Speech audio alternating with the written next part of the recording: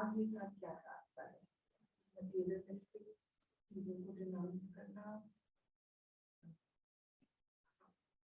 आपने बीच में कुछ वैराग्य का तात्पर्य है काम, क्रोध, लोभ, इन तीनों से मुक्ति।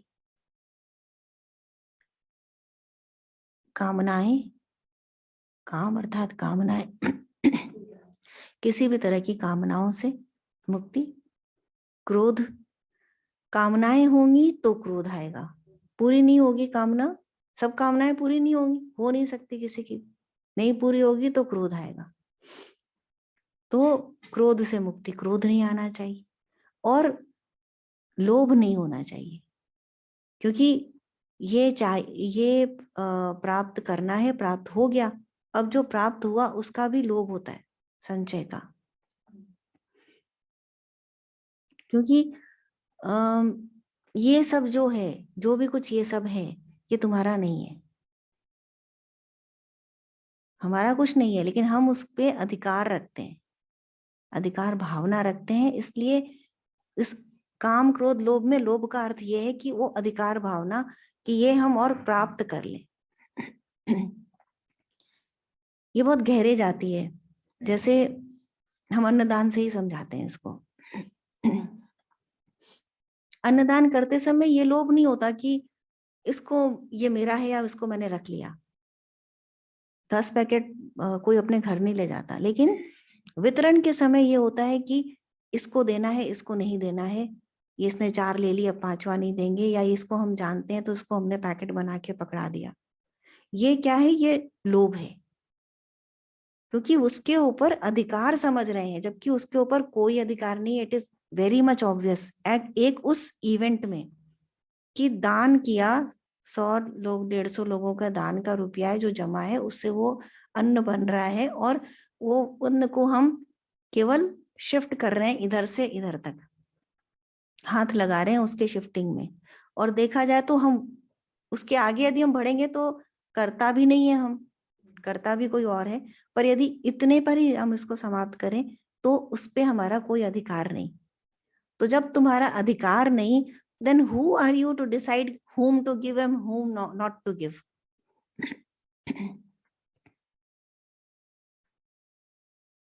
तो उस अधिकार भावना का त्याग करना, ये लोभ है, ये लोभ का त्याग है। कि इस बात से अवेयर होना कि ये कुछ भी हमारा नहीं है, कि हमने जो कपड़े पहन रखे हैं वो भी हमारे नहीं है, कि हमारा जो घर है वो भी हमारा नहीं है, हमारा जो परिवार दिख रहा है वो भी हमारा नहीं है। तो हर एक वस्तु के संचय से और अधिकार भावना से मुक्त होना।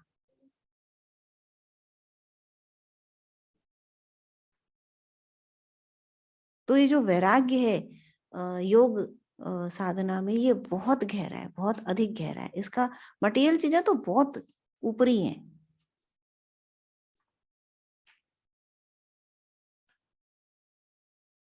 वहां से तो शुरुआत ही नहीं है भगवत गीता की। मटेरियल चीजें तो बहुत ऊपरी हैं बेटा, उसके त्याग को त्याग थोड़ी कहते हैं। वो तो आपने एक जीवन शैली छोड़ के दूसरी जीवन शैली अपनाई, वो कैसे वैराग्य हुआ? एक जीवन शैली है कि आप परिवार के बीच में रह रहे हैं, आप यू आर प्रोक्रिएटिंग, और आपने परिवार बनाया और आप उसके सुख सुविधा का ध्यान रख रहे हो, अपनी जिम्मेदारियों को पूरा कर रहे हो। ये करते हुए आप एक दिन संसार से चले जाते हो। एक दूसरी जीवन शैली है कि आप एक मठ या गुरुकुल या आश्रम में रह रहे हो, आप इस पर्टिकुलर तरीके के कपड़े पहन रहे हो, और आपका ये एक जीवन शैली है कि सुबह उठ के आपने झाड़ू लगाई, आपने भगवान का काम किया, आपने गुरु का काम किया, आपने ये शास्त्रों का अध्ययन किया, और जो गिवन ड्यूटीज है वो पूरी की, and one day you finally depart. ये एक जीवन शैली है। पर क्या सबूत है कि उस मठ और गुरुकुल में रहने वाला के अंदर कॉरपोरेशन की तरह पॉलिटिक्स नहीं है, या उसके अंदर पावर की इच्छा नहीं है, या उसके अंदर खाने का लोभ नहीं है, या उसके अंदर नया वस्त्र पहनने का लोभ नहीं है?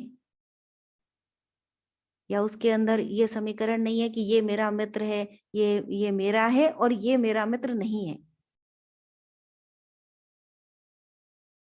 जैसे एक गृहस्थ के लिए परिवार उसका होता है और दूसरा परिवार उसका नहीं होता है, उसी तरह आश्रम में रहने वाले के लिए क्या यह जरूरी नहीं कि ये मेरा मित्र है और ये मेरा मित्र नहीं है, ये भी तो हो सकता है वहां। तो these are two different ways of living, it's not sannyas. और ये मैं नहीं कह रही हूँ, ये भगवत गीता कह रही है, उसमें लिखा हुआ है मोक्ष संन्यास योग पढ़िए, उसमें दिया है भगवान ने कि संन्यास क्या है।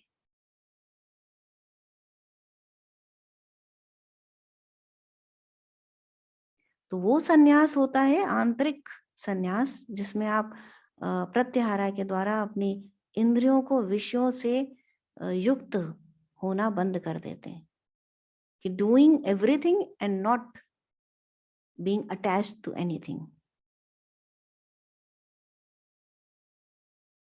कॉन्शियसली करा जा सकता है अगर हम यूं नहीं किया जा सकता मयूरी, उसके लिए फिर वही बात कि आपको योग साधना करनी होगी, क्योंकि कॉन्शियसली आप कितना कर लोगे,